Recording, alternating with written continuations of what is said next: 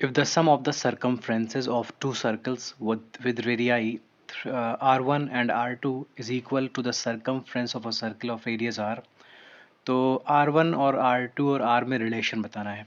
Okay, तो मान लेते हैं हमारे पास एक ये सर्कल है और इस सर्कल की जो रेडियस है ना ये है r1, इस सर्कल की रेडियस है r1। उसके बाद कोई दूसरा सर्कल है और इस सर्कल की जो रेडियस है ये है r2, ठीक है ना।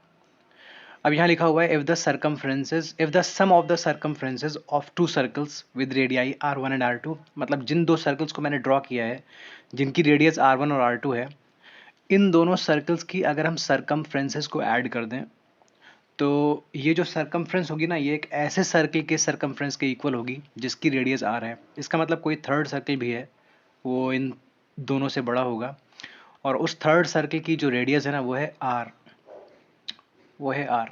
ओके, तो ये कहना ये चाह रहे हैं कि अगर आप पहले सर्कल की सरकमफ्रेंस को और दूसरे सर्कल की सरकमफ्रेंस को ऐड कर दोगे तो जो सम होगा वो थर्ड सर्कल की सरकमफ्रेंस के इक्वल होगा। ओके, मतलब circumference of first circle plus circumference of second circle will be equal to the circumference of the third circle.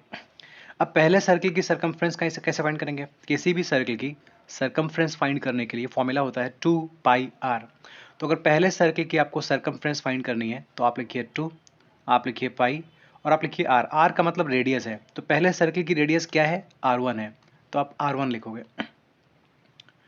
Okay, अब लिखते हैं सेकंड सर्कल की सरकमफ्रेंस। तो सरकमफ्रेंस फाइंड करने के लिए फॉर्मूला है 2 पाई r, तो हम 2 लिखेंगे और पाई लिखेंगे और रेडियस इस सेकंड सर्कल की लिखेंगे। तो सेकंड सर्कल की रेडियस r2 है, तो 2 पाई r2 लिखेंगे हम, 2 पाई r2 लिखेंगे इज इक्वल्स टू हमें लिखना है इस बड़े थर्ड सर्कल का सरकमफ्रेंस। तो सरकमफ्रेंस का फॉर्मूला वही है 2 पाई r, तो 2 लिखेंगे, पाई लिखेंगे और इस सर्कल की रेडियस लिखेंगे जो कि कैपिटल R है, तो 2 पाई कैपिटल R लिखते हैं, 2 लिखते हैं, पाई लिखते हैं, कैपिटल R लिखते हैं।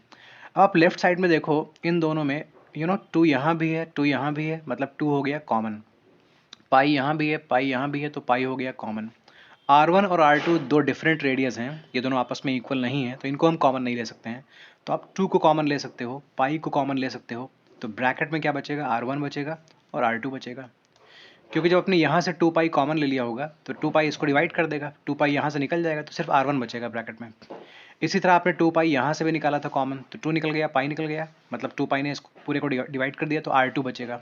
ओके, इधर आप 2 पाई r ही लिखा रहने दो, सिंगल टर्म है तो कोई कॉमन की बात ही नहीं होगी। ओके, अब आप लिखा रहने दो r1 plus r2 is equals to 2 pi r।